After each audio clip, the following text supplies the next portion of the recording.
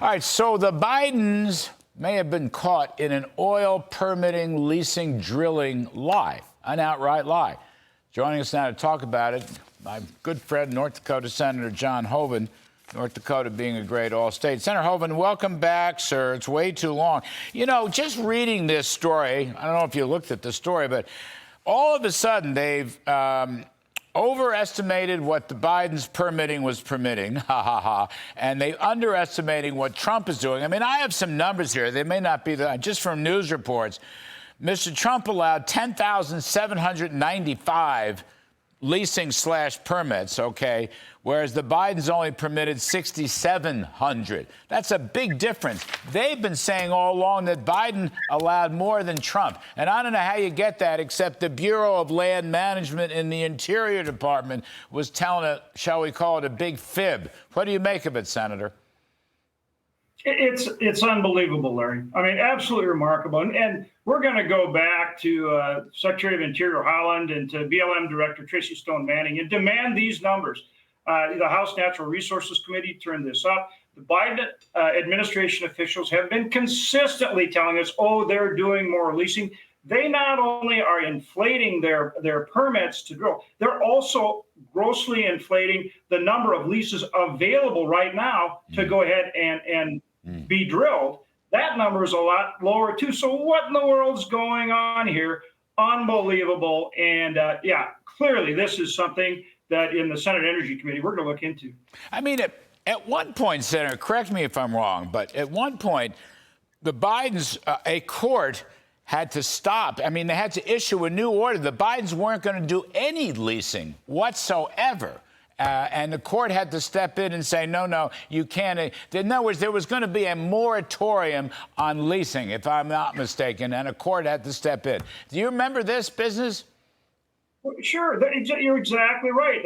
President Biden put a moratorium on new leases when he came into office. As you said, the courts have overruled that.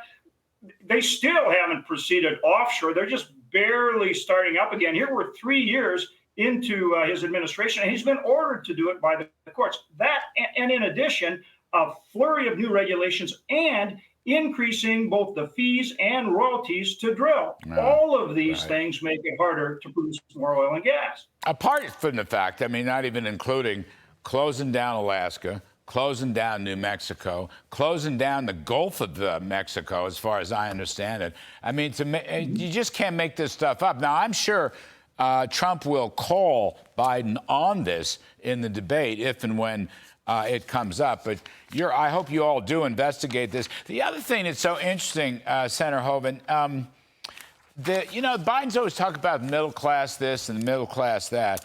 But in fact, this is a wonderful thing. The University of California at Berkeley, of all places, okay, that's what's so great about this study. Their business school has just shown that the Green New Deal, the misnamed Inflation Reduction, all those subsidies for EVs and whatnot, by far benefited rich people. Almost only 10% benefited middle class and 60% benefited rich people, all these green subsidies. This is from the UCal Berkeley Business School, not exactly a right-wing haven of supply-siders.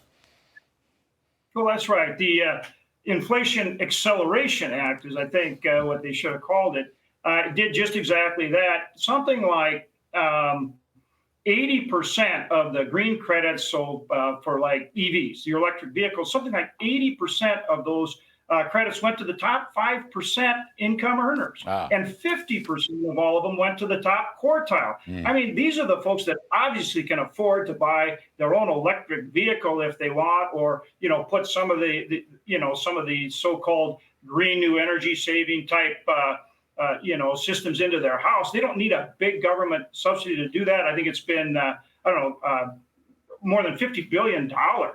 And it's just absolutely ridiculous that it's going to the wealthiest people. Furthermore, talk about low-income individuals. Remember, by holding up the energy production, putting the handcuffs on our energy producers like the Biden administration's doing, what do? They drive up the cost of energy. Right now, Brent crude, $85 a barrel.